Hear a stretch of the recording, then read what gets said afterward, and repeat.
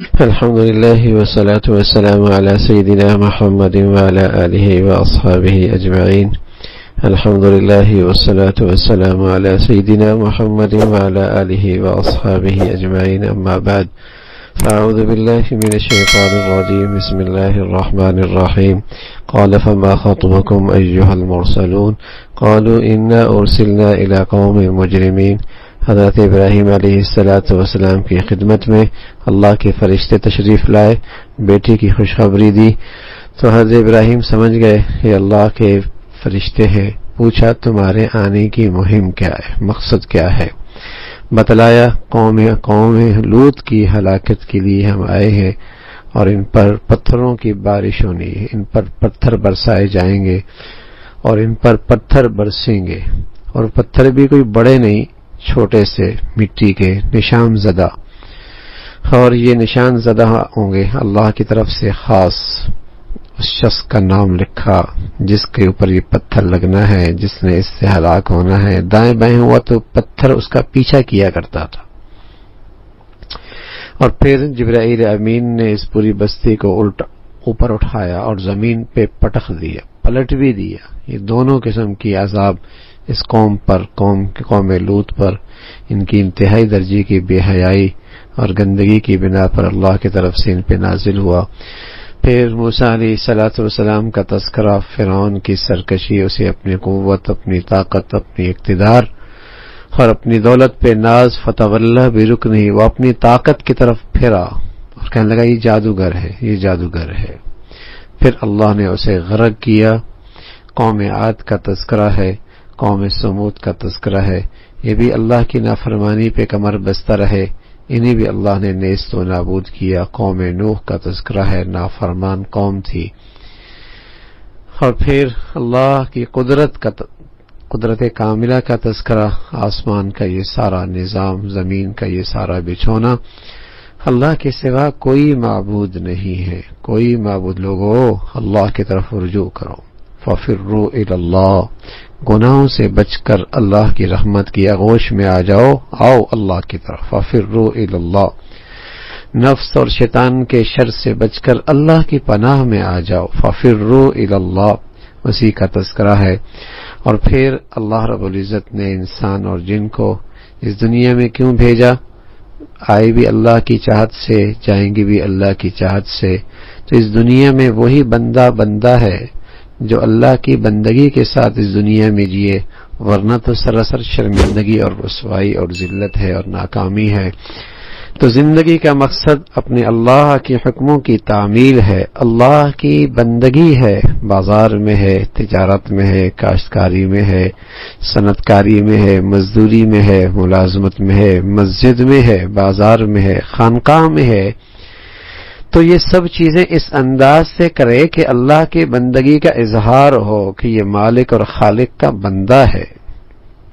یہ ہے انسان کی زندگی کا مقصد کہ ہر حال میں اللہ کی بندگی اس کی زندگی میں ہو.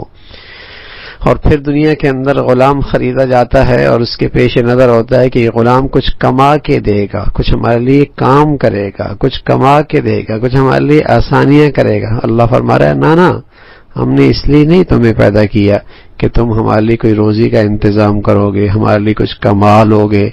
ہمیں تم سے یہ مطلوب نہیں ہے. رزاق اللہ ہے اور بڑی قوت والا ہے. ان اللہ هو الرزاق ذو القوة المتین. اللہ ہمیں اس آیت پر ایمان نصیب فرما دے، یقین نصیب فرما دے، صحت مند یقین نصیب فرما دے. آج جتنے فتنے ہیں ان کی ایک بہت بڑی تعداد معیشت کے راستے سے، معاش کے راستے سے مسلمان معاشرے میں آ رہے ہیں.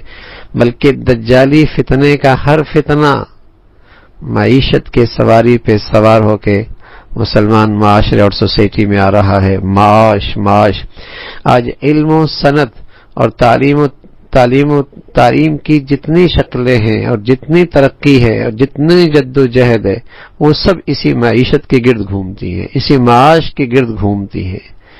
اس کے آگے آج کا انسان، یہ تو کافروں کا کام تھا کہ ان کی ساری تعلیمی ترقی کے پیش نظر دنیا کی معاشی اور معاشیات ہوتا، لیکن مسلمان کیا تھا؟ تعلیم سے اپنے اللہ کو پا لینا تھا، رسول اللہ صلی اللہ علیہ وسلم ایسے علم سے پناہ مانگ رہے کہ اللہم لا تجعل الدنیا اکبر ہمنا ولا مبلغ علمنا، اے اللہ اس دنیا کو یہ میرے سارے علمی ترقی کی انتہا نہ بنانا، اور ساری علمی ترقی کا مقصد اس دنیا کو نہ بنانا۔ تو آج مسلمان کہلانے والا اس کی ساری علمی ترقی اور ساری جد و جہد اور ساری تعلیمی ڈگریاں وہ سب اس کے گرد گھومتی ہیں، معاش معیشت معاش معیشت۔ تو اللہ اس پہ یقین نصیب فرما دے تو آدمی معیشت کے راستے سے آنے والے فتنوں سے محفوظ رہ سکتا ہے۔ نوجوان معیشت کے خیال میں اپنی آخرت خراب کرتے ہیں، بچیاں بیٹیاں بہنیں شرم و حیا کا جنازہ نکلتا ہے، معاش معیشت، ان کی غیرت، ان کا ایمان، ان کی حیا سبھی اس کا جنازہ نکل رہا ہے، کیا ہے؟ معیشت معاش۔ اور اللہ نے یہ اتنا زوردار جملہ کہا ہے، یہ ہماری کمزوریوں کا کریم مولا کو پتا تھا کہ معاش کے راستے سے یہ بہ جائیں گے، تو فرمایا رزاق اللہ ہے، ان اللہ هو الرزاق۔ ہاں اسباب وہ جائز درجے میں، اسباب حلال درجے میں، اسباب کا اختیار کرنا شریعت کی حدود میں یہ سنت ہے، لیکن یقین یہ ہو کہ رزق اللہ دینے والا ہے، وہ حرام سے نہیں حلال سے بھی دے سکتا ہے، ناجائز سے نہیں جائز سے بھی دے سکتا ہے، اللہ کو ناراض کر کے نہیں اللہ کو راضی کر کے بھی اسباب اختیار کر کے رزق حاصل کیا جا سکتا ہے۔ ان اللہ هو الرزاق ذو القوۃ المتین، اسی کا تذکرہ ہے۔ پھر سورہ طور ہے، یہ طور ایک مدین میں ایک پہاڑ ہے جہاں حضرت موسیٰ علیہ السلام کو اللہ سے شرف کلامی نصیب ہوئی، اللہ سے بات کرنے کا موقع ملا، اور چند پہاڑیں وہ جنتی ہیں، ان میں ایک طور بھی، یہ بھی جنت کا پہاڑ ہے۔ کئی ساری قسمیں کھائیں اور پھر فرمایا ان عذاب ربک لواقع، تیرے رب کا عذاب واقع ہونے والا ہے۔ اللہ رب العزت اپنی عظمت نصیب فرما دے اور قرآن کا تأثر ہمیں نصیب فرما دے۔ حضرت عمر رضی اللہ تعالیٰ جب اس آیت کو سنا تو ایک سرد آہ لی، اور اس آیت کا اتنا اثر لیا کئی دن تک بسترے پہ پڑے رہے۔ لوگ آپ کی تیمارداری کرنے کے لیے آتے۔ جبیر ابن مطعم کہنے لگے بدر کے قیدی جب مشرکین کے گرفتار ہوئے تو میں مکہ سے مدینہ آیا اور میں اب تک مسلمان نہیں ہوا تھا، ان قیدیوں کے سلسلے میں گفتگو کرنا چاہ رہا تھا۔ اللہ کے نبی صلی اللہ علیہ وسلم نماز پڑھا رہے تھے اور آپ کی نماز کی آواز اور قرآن کی تلاوت کی آواز مسجد سے باہر بھی آ رہی تھی، تو میں نے یہ آیتیں سنی تو مجھے یوں لگا جیسے اللہ کے خوف سے میرا دل پھٹ جائے گا، اور میں فوراً حضور علیہ الصلوۃ والسلام کی خدمت میں آیا اور آپ علیہ الصلوۃ والسلام سے میں نے درخواست کی یا رسول اللہ مجھے کلمہ پڑھا دیجئے۔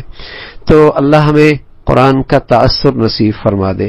قرآن کی جس قدر عظمت ہوگی اور جس قدر ادب کے ساتھ اس کی تلاوت ہوگی اور جس قدر اللہ کے بڑائی دلوں میں ہوگی، انشاءاللہ آدمی اتنے ہی قرآن سے متاثر ہوگا اور اس کا مبارک اثرات لے گا۔ پھر یہ ساری قسمیں کھانے کے بعد قیامت کا تذکرہ ہے، اور پھر جھوٹے لوگ جن کا عقیدہ جھوٹا، جن کا نظریہ جھوٹا اور جن کا کردار جھوٹا، جن کے زبان کے بول جھوٹے، ان کی سزا کا تذکرہ ہے اور ان کے لیے جہنم کا تذکرہ۔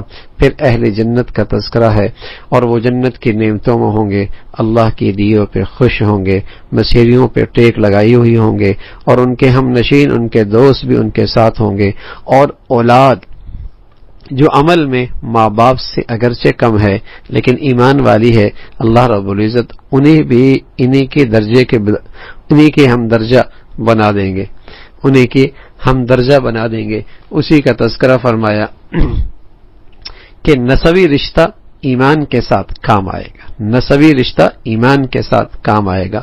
ہاں ایمان نہیں تو یہ نسبی رشتہ کام نہیں آئے گا، نہ نجات ملے گی نہ درجات کی بلندی ہوگی۔ لیکن اگر ایمان ہے اور نسبی رشتہ ہے، بیٹا ہے، بیٹی ہے یا باپ ہے، تو باپ کو بس اوقات اولاد کی برکت سے ترقی ملے گی، اور بس اوقات باپ کی برکت سے اولاد کو آگے ترقی ملے گی۔ اسی کا تذکرہ فرمایا، اور جنت کے نعمتوں کا تذکرہ ہے، باہمی ان جنتیوں کا آپس میں گفتگو، اور یہ اللہ نے بلند مرتبہ ہمیں کیوں دیا، اظہار کریں گے اس لیے کہ ہم دنیا میں اللہ سے ڈرتے رہتے تھے، ہم دنیا میں اللہ سے ڈرتے رہتے تھے، محتاط زندگی گزارتے تھے، احتیاط کے ساتھ زندگی کے رات دن ہمارے گزرا کرتے تھے۔ آج اس کا ثمرہ ہے اور اس کا آج نتیجہ ہے اللہ رب العزت نے ہمیں یہ امن اور سکون کی اور نعمتوں بھری دنیا اور زندگی عطا فرما رکھی ہے، اسی کا تذکرہ، پھر قرآن اور قرآن کی حقانیت، اس پر لوگوں کا اعتراض اور اس کی تردید ہے، اسی کا تذکرہ فرمایا، اور پھر اللہ کے عذاب کا تذکرہ ہے، کس طریقے سے اللہ کا عذاب آتا ہے۔ فرمایا آپ انتظار کیجئے، لگتا ہے یہ اس دن کا انتظار کر رہے ہیں جہاں انہیں کوئی چیز کام نہیں آئے گی، آپ صبر کیجئے، آپ ہماری نگرانی میں ہیں، ہماری آنکھوں کے سامنے ہیں، یہ آپ کو نہیں نقصان پہنچا سکتے، بس آپ اللہ کی حمد و ثنا کرتے رہا کریں، اللہ کی تعریف کرتے رہا کریں، رات دن کے اندر اللہ کی تعریف اور اللہ کی پاکی بیان کرتے رہا کریں۔ سورہ نجم ہے، اور اس میں بتایا کہ قسم کھائی اور بتایا کہ ما ضل صاحبکم وما غوا، کہ رسول اللہ صلی اللہ علیہ وسلم سیدھے راستے پہ ہیں، غلط راستے پہ نہیں، گمراہی پہ نہیں، اس لیے کہ اللہ کے پیغمبر صاحب کہا، رسول نہ کہا، نبی نہ کہا، صاحب کہا، پیغام دیا کہ یہ اللہ کے نبی وہ ہیں جن کی زندگی تمہارے ساتھ گزری ہے، تم نے ان کی امانت دیکھی ہے، دیانت دیکھی ہے، سچائی دیکھی ہے، اخلاق دیکھے ہیں، کردار دیکھا ہے، صبح شام دیکھی ہے، تو تم تو ان پر اعتماد کیا کرتے تھے، پھر اچانک کیا ہوا؟ تم انہیں کیوں کہنے لگے یہ بھیگ گئے، یہ بھٹک گئے، یہ رائے راست سے ہٹ گئے؟ وما صاحبکم وما غوا وما ينطق عن الهوى، پیغمبر تو کہتے وہ ہیں جو اللہ کی طرف سے وحی آتی ہے، پھر جبرائیل امین سے ملاقات ہے، اور جبرائیل امین کو اصلی حالت میں دیکھنا ہے، پھر اللہ کے نبی صلی اللہ علیہ وسلم کا آسمانوں پہ جانا ہے، اور آسمانوں پہ جانے کے بعد سدرۃ المنتہا تک، وہاں جہاں کسی بشر کی رسائی نہیں اور کسی فرشتے کی رسائی نہیں، اللہ کے نبی اس سے بھی آگے گئے اور اللہ رب العزت سے ہم کلام ہوئے، اسی کا تذکرہ ہے۔ پھر فرمایا اللہ کی بڑائی، زمین و آسمان کا سارا نظام اللہ کا ہے، اور فأعرض عمن تولى عن ذکرنا ولم يرد الا الحیاۃ الدنیا ذلک مبلغهم، ان لوگوں سے آپ اعراض کیجئے جن کا زندگی کا مقصد صرف دنیا رہ گیا، جن کے سارے علم کی انتہا صرف دنیا رہ گئی ہے، یہ دنیا کا مقصد اور یہ ان کا علم اور سارے علمی جدوجہد کا مقصد جب دنیا بن جائے، یہ پھر اللہ سے غافل ہو جاتے پھر اللہ سے غافل ہو جاتے ہیں، پھر ان کے دل سخت اور سیاہ ہو جاتے ہیں، نصیحتیں ان پر کارآمد اور جسے کہیں کہ مؤثر نہیں رہتی ان کے دلوں کے لیے، اس کی مذمت فرمائی، اور اس کے مقابلے میں ہدایت یافتہ لوگ کون ہیں، ان کی صفات کا تذکرہ فرمایا۔ ہدایت یافتہ لوگ وہ ہیں جو کبائر سے بچتے ہیں اور خصوصاً بے حیائی اور فحاشی کے کاموں سے بھی بچتے ہیں، اسی کا تذکرہ۔ کوئی کمی کوتاہی ہو جائے چھوٹے موٹے، اللہ رب العزت ان کی نیکیوں کی برکت سے ان کی ویسی بخشش فرما دیتے ہیں، پھر اللہ کی قدرت اور اللہ کی طرف سے جو اللہ کی نعمتیں یا اس دنیا میں پھیلی ہوئی ہیں اسی کا تذکرہ ہے، انسان کی تخلیق ہے، پھر قوموں کی ہلاکت کا تذکرہ ہے، پھر سورہ قمر ہے۔ اللہ کے نبی صلی اللہ علیہ وسلم مینا میں تشریف فرما ہے، مشرکین آتے ہیں، کہتے ہیں آپ اپنی نبوت کی کوئی نشانی دکھائیں۔ چاندنی رات ہے، اللہ کے نبی صلی اللہ علیہ وسلم کے لیے نبوت کی نشانی کا ظہور ہوتا ہے، اور چاند دو ٹکڑے ہوتا ہے، ایک مشرق کی جانب ایک مغرب کی جانب، درمیان میں پہاڑ حائل ہو جاتا ہے، وہ سب سر کی آنکھوں سے دیکھتے ہیں کہ چاند دو ٹکڑے ہو گیا، جب وہ دیکھ چکے پھر چاند آپس میں مل جاتا ہے۔ یہ اللہ کے نبی صلی اللہ علیہ وسلم کو اللہ نے یہ معجزہ عطا فرمایا، لیکن ضد بڑی بلا ہے، تکبر بڑی بلا ہے، عناد بڑی بلا ہے، کہ دیکھو دیکھو اس کا جادو دنیا میں زمین پہ چلتا تھا، اب آسمانوں پہ بھی اس کا جادو چلنے لگا۔ تو ایسا معجزہ بھی دیکھا پھر بھی انکار کیے۔ اللہ نے بتایا ان قوموں کا تذکرہ کرو جن قوموں کی قوت طاقت مثالی تھی، لیکن اللہ نے انہیں ہلاک کیا۔ قوم عاد ہے، قوم سمود ہے، قوم لوط ہے، اور بار بار ایک الفاظ موجود ہے، ایک جملہ موجود ہے، وَلَقَدْ يَسَّرْنَا الْقُرْآنَ لِلذِّكْرِ فَهَلْ مِن مُدَّكِرٍ، ہے کوئی اس نصیحت کو قبول کرنے والا، اس قرآن سے جسے ہم نے آسان کر دیا؟ یہ نصیحت کے لیے بھی آسان ہے اور واعظ کے لیے بھی آسان ہے، اور یہ قرآن یاد کرنے کے لحاظ سے بھی آسان ہے۔ ہاں البتہ اس سے مسائل کا نکالنا احکامات کا نکالنا، مسائل کا استنباط کرنا، یہ اہل علم کا کام ہے۔ اس کے بارے میں اللہ نے ایمان والوں سے کہا فَاسْأَلُوا أَهْلَ الذِّكْرِ، علم والوں سے پوچھو۔ اس معاملے میں فرمایا وَاتَّبِعْ سَبِيلَ مَنْ أَنَابَ إِلَيَّ، جو میری طرف رجوع کرتے ہیں تم ان سے پوچھو۔ اس کے بارے میں اللہ نے کہا فَاسْأَلْ بِهِ خَبِيرًا، باخبر لوگوں سے رہنمائی لو۔ تو احکامات کے بارے میں یہ حکم ہے، اور نصیحت حاصل کرنا قوموں کی ہلاکت کے تذکرے اور قوموں پر جو اللہ کی طرف سے پکڑ ہوئی اس کے ذریعے، ایک غریب، ایک دیہاتی، اس کے سارے یہ مضامین اتنے آسان ہیں جو چاہے اس سے نصیحت اور عبرت پا سکتا ہے۔ پھر قرآن کا حفظ کرنا اتنا آسان ہے، ایک چھوٹا سا بچہ جو چند صفحات بھی اپنی مادری زبان کے لکھے نہیں یاد کر سکتا، یہ سارا اللہ کا کلام وہ یاد کر لیتا ہے۔ یہ قرآن اللہ نے حفظ کے لیے بھی آسان کر دیا۔ تو اس سورہ قمر میں اسی کا تذکرہ ہے۔ پھر سورہ رحمان میں اللہ کی پھیلی نعمتیں، دنیا کے لحاظ سے، آخرت کے لحاظ سے، ان نعمتوں کا تذکرہ ہے، اور پھر بار بار ایک جملہ ہے فَبِأَيِّ آلَاءِ رَبِّكُمَا تُكَذِّبَانِ، تم اپنے رب کی کن کن نعمتوں کو جھٹلاؤ گے۔ دنیاوی نعمتوں کا تذکرہ بھی ہے، اخروی نعمتوں کا تذکرہ بھی ہے، اور ابتدا میں الرحمن علم القرآن خلق الانسان علمہ البیان، یہ خاص طور پہ ان نعمتوں کا تذکرہ فرمایا۔ باقی انسانی نشو و نما کے لیے جتنی نعمتیں ہیں، کھانے پینے کی، لباس پوشاک کی جتنی نعمتیں ہیں، سورج چاند کی جتنی نعمتیں ہیں، پانی دریا کی جتنی نعمتیں ہیں، یہ تو ایک جانور کے لیے بھی ہے، وہ بھی ان نعمتوں سے فائدہ اٹھاتا ہے۔ لیکن انسان کا جو فضیلت ہے کہ اللہ رب العزت نے اسے علم عطا فرمایا، قوت بیان نصیب فرما دیا، اسے قرآن کا علم عطا فرما دیا، اسے انسانیت کی زندگی کا طریقہ، انسانیت کی زندگی کیسے گزاری جائے اس کا علم اسے ملا ہے۔ یہ انسان کی فضیلت ہے، یہ انسان کی فضیلت ہے۔ اور اگلی بات عرض کروں، جسم کا علم، میڈیکل کا علم، انجینئر کا علم، سائنس کا علم، یہ جتنے علوم ہیں یہ مسلمانوں کے پاس بھی ہیں، اور مسلمانوں کی ضرورت بھی ہے، کفار کے پاس بھی ہیں، کفار کے پاس بھی ہیں، مسلمانوں کے پاس بھی ہیں۔ اور ایک علم صرف مسلمانوں کا ہے، ایک علم صرف مسلمانوں کا ہے، اور وہ وحی کا علم ہے، وہ قرآن کا علم ہے، وہ وحی کا علم ہے، وہ قرآن کا علم ہے۔ اس میں یہ مسلمانوں کا امتیاز ہے، یہ مسلمانوں کا امتیاز ہے۔ باقی سارے علوم میں مسلمان کافر سب شریک ہیں، لیکن قرآن کا علم، حدیث کا علم، آسمانی علم، یہ مسلمانوں کی میراث ہے، اور یہ مسلمانوں کا امتیاز ہے۔ تو اسی طرح باقی ساری نعمتیں جانوروں کے لیے بھی ہیں، لیکن انسان کی فضیلت یہ ہے کہ اسے قرآن کا علم ملے، قوت بیان نصیب ہو، قرآن کی زندگی کا علم اسے ملے، انسانیت کی زندگی گزارنے کا سلیقہ اس کا علم اس کے پاس ہو، یہ انسان کا امتیاز ہے۔ ان نعمتوں کے تذکرے کے ساتھ ساتھ بار بار فَبِأَيِّ آلَاءِ رَبِّكُمَا تُكَذِّبَانِ کا تذکرہ ہے، دنیاوی نعمتوں کا تذکرہ، اور پھر اخروی نعمتوں کا، اور ان اخروی نعمتوں میں جہنم کا بھی تذکرہ، اور جہنم میں جسے کہیں کہ مجرم جہنم میں جانا، اس کا بھی تذکرہ۔ تو اس کا تذکرہ آ جانا اور اس گھڑی سے پہلے ان فتنوں سے اور ان گناہوں سے محفوظ رہ جانا، اور ان واقعات کا تذکرہ کر کے اللہ رب العزت نے نصیحت کر دی، اور یہ بھی اللہ کی طرف سے ایک نعمت ہے۔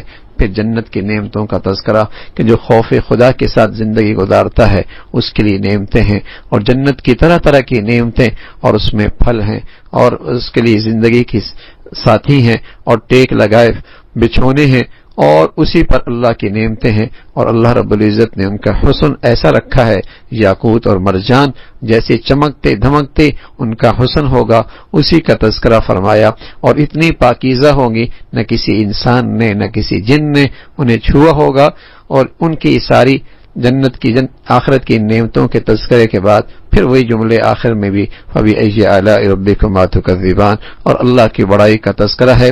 اور پھر سورہ واقعہ ہے، اس میں آخرت کا تذکرہ ہے، اور اس کی خاص فضیلت حضرت عبداللہ ابن مسعود رضی اللہ تعالیٰ فرمایا کرتے تھے، جو شخص اس سورت کو رات کو پڑھے گا، اللہ رب العزت اسے ہمیشہ فاقوں سے محفوظ فرمائیں گے، فاقوں سے محفوظ فرمائیں گے۔ پھر اس میں اصحاب الیمین کا تذکرہ ہے، اصحاب المشأمہ کا تذکرہ ہے، اور نیکیوں میں سبقت کرنے والوں کا تذکرہ، پھر جنت کی نعمتیں، اور پھر جنت نعمتوں کی پائیداری اور ان کی بقا اور ان کی اعلیٰ معیار، ان سب کا تذکرہ ہے۔ پھر اصحاب الشمال، ان کے لیے جہنم کا تذکرہ اور بنیادی وجہ ان کے کفر کا کہ مرنے کے بعد زندگی کا انکار ہے، ہڈیاں بوسیدہ، پھر زندگی کیسی؟ تو اللہ کی قدرت کا تذکرہ ہے، اللہ کی قدرت کاملہ ہے کہ اللہ کی قدرت کاملہ تمہاری طرف، تمہارے دائیں بائیں ہر طرف پھیلی ہوئی ہے۔ کس طریقے سے اللہ رب العزت تمہیں زمین سے، بنجر زمین سے پانی دیتا ہے، اگر اسے کڑوا کر دے کون میٹھا کر سکتا ہے، اسے غائب کر دے کون نکال سکتا ہے، اور لکڑی اور سرسبز کے اندر آگ کون نکالتا ہے۔ انسان کی تخلیق کا یہ سارا نظام یہ اللہ کی قدرت کا شہکار ہے، تو یہ اللہ کی قدرت کاملہ ہے۔ تو جو ذات یہ ساری نعمتیں تمہیں دے رکھی ہیں وہی ذات دوبارہ مارنے کے بعد زندہ بھی فرمائیں گے، اسی کا تذکرہ پھر آخر میں آخرت کا تذکرہ ہے، اور جہنمیوں کا اور ان کا جہنم میں جانا، اور جسے جہنم جن کی حفاظت ہو گئی ان کی فضیلت کا تذکرہ، اور پھر اللہ کے نبی صلی اللہ علیہ وسلم کو تلقین ہے کہ آپ ہمیشہ اللہ کی حمد و ثنا کرتے رہا کریں۔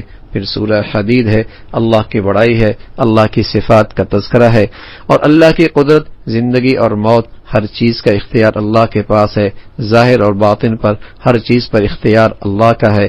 زمین و آسمان کی تخلیق اللہ نے کی ہے، زمین کے اندر، زمین کے اوپر، آسمانوں پہ جانے والی ہر چیز کا علم اللہ کے پاس ہے، اس کا علم بھی کامل ہے، اس کی قدرت بھی کامل ہے۔ پھر اللہ نے ان مسلمانوں کی فضیلت کا تذکرہ فرمایا جو مکہ فتح سے پہلے مسلمان ہوئے، اور کچھ وہ لوگ جو فتح مکہ کے بعد مسلمان ہوئے۔ یہ صحابہ کی مبارک جماعت ہے، کسی کو یہ مرتبہ فتح مکہ سے پہلے ملا، کسی کو بعد ملا، تو یہ صحابہ کی درجہ بندی فضیلت کے لحاظ سے، فضیلت کے لحاظ سے، فضائل کے لحاظ سے فتح مکہ یہ معیار اور کسوٹی ہے۔ جو پہلے ہیں ان کی قربانیاں، ان کے مجاہدے اور ان کا ایثار بہت زیادہ، تو ان کی فضیلت بھی بہت زیادہ، لیکن ایک اعلان قرآن نے کر دیا وَكُلًّا وَعَدَ اللَّهُ الْحُسْنَى، پہلے والے ہیں یہ بعد والے ہیں، سارے کے سارے صحابہ کے لیے اللہ نے مغفرت کا اور رحمت کا فیصلہ فرما دیا ہے۔ وَكُلًّا وَعَدَ اللَّهُ الْحُسْنَى، سبھی کے لیے، اور یہی اہل ایمان کا ایمان ہے کہ تمام کے تمام صحابہ رضوان اللہ علیہم اجمعین ان سب کے سب اللہ کی مغفرت کے اور اللہ کی رحمت کے مستحق بنے ہیں، اور پوری امت کا اتفاقی عقیدہ ہے، اس لیے کہ صحابہ رضوان اللہ علیہم اجمعین امت میں اور رسول اللہ میں اور امت میں اور اللہ کے دین کے پہنچانے میں یہ واسطہ ہیں، یہ عام لوگ نہیں ہیں، یہ عام لوگ نہیں ہیں۔ ان کی عظمت، ان کی محبت، ان کا احترام، ان کی عقیدت مسلمانوں کی ایمان کا تقاضا ہے، مسلمانوں کے لیے واجب ہے، اور ان کی آپس کے باہمی اختلاف مسلمانوں کے لیے لازم ہے۔ اس پر خاموشی اور اس کے بارے میں اچھی توجیہ کا پیش کرنا، کوئی ایسا تذکرہ جس سے ان کی شان میں گستاخی ہو، بے ادبی ہو یا ان کی عظمت میں فرق آتا ہو، اس تذکرے کو سننا، کہنا، لکھنا حرام ہے۔ وَكُلًّا وَعَدَ اللَّهُ الْحُسْنَى، پھر اللہ کے راستے میں خرچ کرنے والوں کی فضیلت، اور پھر بتایا کل قیامت کے دن ایمان آخرت کی ساری گھاٹیوں میں کام آنے والا، اور منافقین اور ایمان سے خالی لوگ اہل ایمان کو کہیں گے ٹھہرو، ہم بھی تمہاری روشنی سے فائدہ اٹھا کر ان راہوں سے نکل کھڑے ہوں اور نجات کی شکلیں بنے۔ ان سے کہا جائے گا یہ روشنی یہاں نہیں ملا کرتی، یہ روشنی تو دنیا کے اندر ملا کرتی ہے۔ اللہ رب العزت ایمان کی دولت نصیب فرما دے، اس پہ خاتمہ نصیب فرما دے۔ دنیا کی منڈیوں میں ڈالر پاؤنڈ چلتے ہیں، اس لیے ہر ایک کے دل و دماغ میں ان کی قدر و قیمت بیٹھی ہے۔ کل کی منڈی میں صرف ایمان چلے گا، ایمان وہاں کی منڈی کا سکھرا سکہ ہے، وہی کام آئے گا۔ تو اسی کا تذکرہ فرمایا کہ جن کے پاس نہیں ہوگا وہ بدنصیب لوگ، حسرت کے مارے افسوس کردہ، وہ انہی کا تذکرہ اور ان کی ذلت اور رسوائی کا تذکرہ ہے۔ پھر اہل ایمان سے کہا کہ ابھی وہ گھڑی نہیں آئی تمہارے دل اللہ کی خشیت میں اللہ کے سامنے جھک جائیں۔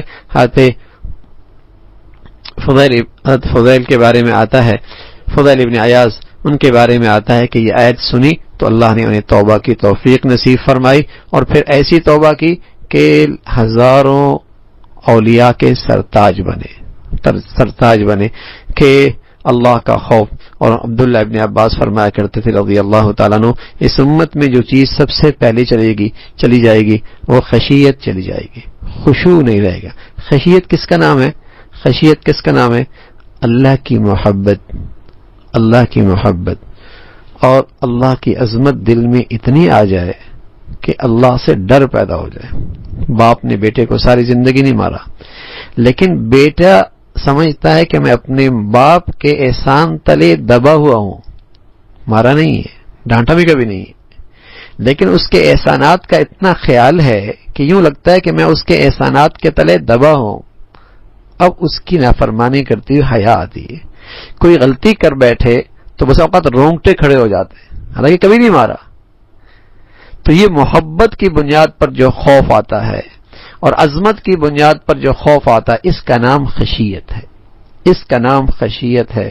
اور یہ خشیت اگر نصیب ہو جائے، سبحان اللہ، ساری زندگی خلوتوں کی بھی، تنہائیوں کی بھی، اندھیروں کی بھی، سبحان اللہ، وہ خوبصورت ہو جائے، وہ خوبصورت ہو جائے، اللہ ہمیں نصیب فرما دے۔ اسی کا تذکرہ فرمایا، بتایا لمبی لمبی امیدیں یہی لوگوں کو غافل کر دیتی ہیں اور آخر ان کا دل سخت ہو جایا کرتا ہے۔ جنت کا تذکرہ، جہنم کا تذکرہ، اور پھر جہنمیوں میں جانے کی وجہ آخرت سے غفلت ہے اور دنیا کی محبت ہے، اور پھر دنیا کی زندگی کی حقیقت سمجھائی۔ یہ کھیل تماشا ہے، ایک مرحلہ زیب و زینت کا آتا ہے، زندگی کا ایک مرحلہ اپنے دوسروں پر فخر کرنا، تفاخر کرنے کا آتا ہے، ایک مرحلہ مال کے حرص و ہوس کا آتا ہے، لیکن پھر کیا ہوتا ہے؟ پھر کیا ہوتا ہے؟ بڑھاپا آتا ہے، مر جاتا ہے، نام و نشان مٹ جاتا ہے، لوگوں کے دل و دماغ سے اس کے تذکرے مٹ جاتے ہیں۔ یہ تو ایسا ہی ہے جیسے زمین بنجر زمین ہے، اس پر کھیتی ہوئی اور کاشتکار کو اس کی کھیتی بڑی اچھی لگی، لیکن پھر کیا ہوا؟ پک گئی، کٹائی ہو گئی، اور پھر اس کھیت پہ پتہ ہی نہیں کون سی کھیتی تھی، کون سی کھیتی تھی، کون سا بیج بویا گیا تھا، ایسا اس کا نام و نشان مٹ جاتا ہے۔ ایسی انسان کی زندگی پہ یہ سارے مراحل ہیں، پھر اس کا نام و نشان مٹ جاتا ہے۔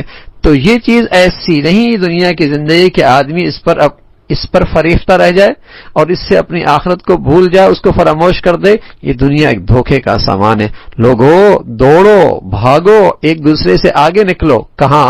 اللہ کی بخشش کی طرف، جنت کی طرف، جس کی کشادگی زمین و آسمان کی طرح۔ سمجھ میں انسان کی کشادگی زمین و آسمان جیسے آتی تھی، اس لیے جنت کی مثال اس سے دے دی، ورنہ تو جنت اس سے کئی گنا بڑی ہے۔